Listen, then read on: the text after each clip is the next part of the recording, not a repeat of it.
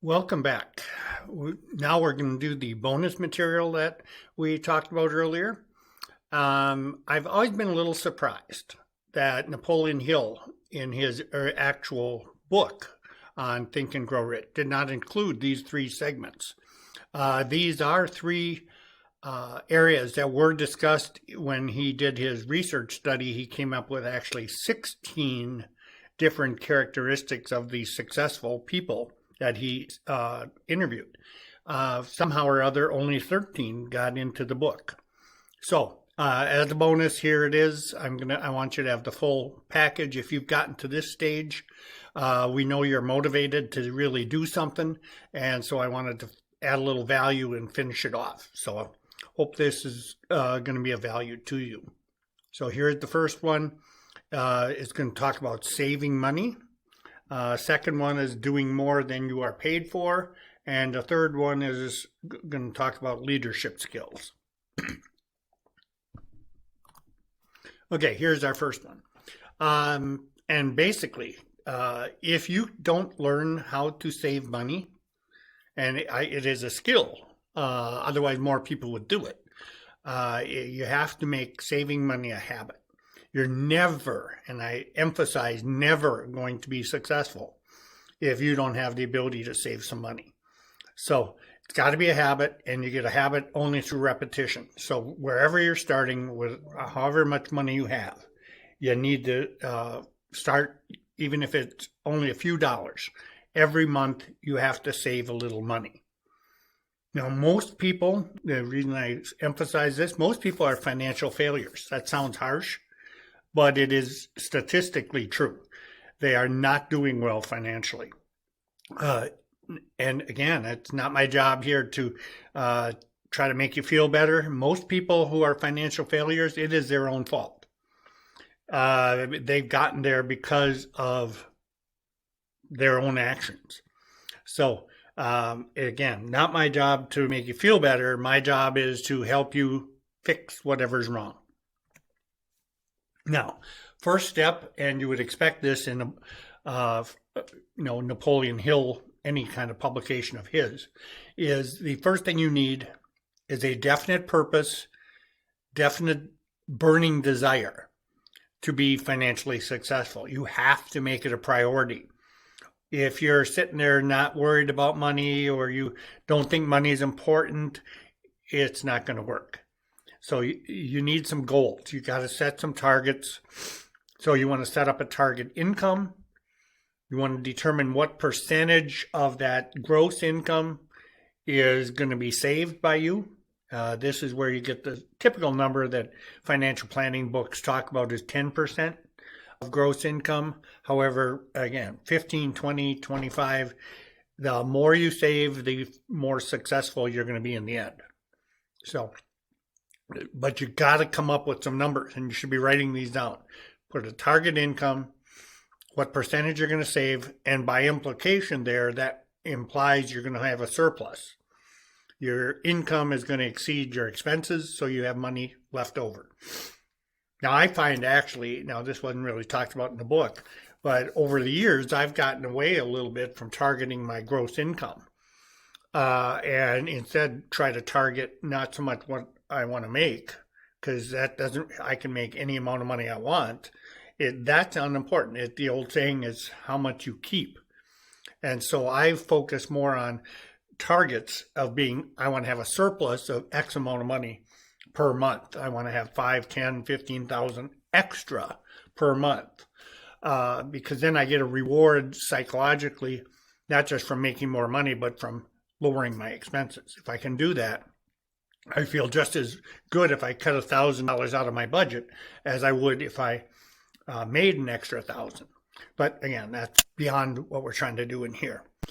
And then the principle, once we have a surplus, if you have any debt, and I refer here to bad debt, and what bad debt is debt that doesn't earn you income or earn anything. Good debt, there is such a thing, actually makes you money. In the world of corporate finance and investments, we always talk about if your internal rate of return is greater than your cost of capital, you should borrow money. So again, a little more than we probably are trying to do in this thing. Think credit cards. That's the biggest bugaboo for most people. Credit cards, installment payments, car payments, things like that. Borrowing money for those things doesn't generate any income. The example of good debt that many people have is a mortgage, for example. Mortgage interest rates are typically low enough that you might be able to earn enough with investments, even if you had 100,000 of actual cash, you're probably better off investing it rather than paying off the mortgage. But again, Napoleon Hill in this chapter doesn't get into that much detail. This is just an overview. And then once you've got your bad debt paid off, then you should be thinking in terms of investing the surplus for future growth and accumulation for the retirement and that sort of thing. Now, basic principle, again, this is standard Napoleon Hill. Think abundance. Positive thinking is very important. If you are in debt, you can get out of debt. It's not a death sentence. You can get out of debt. And if you are not in debt, you should be avoiding debt. Everything we do in the principle of financial success is you have to have an income greater than your expenses. If not, it's destined to fail. And at least in the short run, we have to start thinking about earning more money, more income, or spending less. Or typically, most people have some combination of the two. So you're going to need a budget. Again, get over it. You have to have a budget. A lot of people are very negative about budgets. It's part of the requirements if you're going to be successful. And you have to be conscious of what you're doing. It's sort of like if you're trying to lose weight, a budget is a scale. You have to stand on the scale and look down and face reality. Otherwise, you're never going to fix it. So if you don't do this and you end up with a lot of debt, debt's going to lead to failure. And again, I made the distinction earlier about bad versus good debt. Now, why is it, do I make such a big deal about debt? And why does Hill make such a big deal? He has countless examples in the book, most of which are names and places and people that you would never know in modern era. So I'm not going to talk about those, but there's tons and tons of examples where excessive debt leads to divorce, suicide, and crime. It just, and that hasn't changed. Now, even though he wrote the book in the 1930s, they talk about the causes of divorce, and money is right up there, number one or number two for reasons of divorce. Spouses, they fight about money. So, and debt is, again, probably the biggest issue. Suicide, again, people jump off of buildings and shoot themselves and all the standard stuff because the money problems just tear them down. And again, you want to avoid it. And then he mentions crime. Think how many people have gotten in trouble for embezzling money at companies. They're doing it because the stress got them to where their judgment was impaired because of so much financial stress. So if you followed Hill's guidelines here, you're not going to get in any of these three situations. Now, this is, again, going to sound really harsh, and a lot of people get offended by this. But you will always be judged. And I emphasize the word always there. You're always going to be judged by how much money you have. I know it's harsh, but it is true. It is reality. Everyone judges you. Again, nobody says this, but they are judging you. You look at people, you wonder how much money they have, and do they have more than you, less than you? That's just a measuring stick for how the world views success. And it's very difficult to come up with a scenario where somebody who is failed financially is going to be viewed as a great success, at least in the terms of the world. Now, The person without money will always be at the mercy of the ones with the money. Again, it is reality. I once had a student in a teacher evaluation write a real negative evaluation on one of my courses. And the gist of it was all the professor did was talk about money and making money and more money. He talked about getting rich. And she happened to be a single mom with 2 or 3 kids and living on food stamps and below the poverty line. And she was so offended over the fact I talked about money all the time.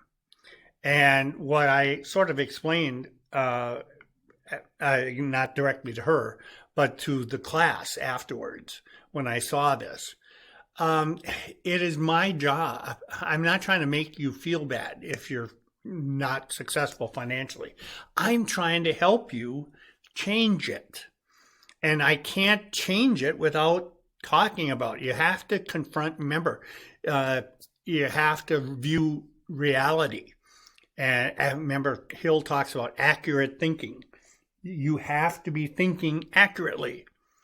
And part of that is understanding, dealing with your money issues.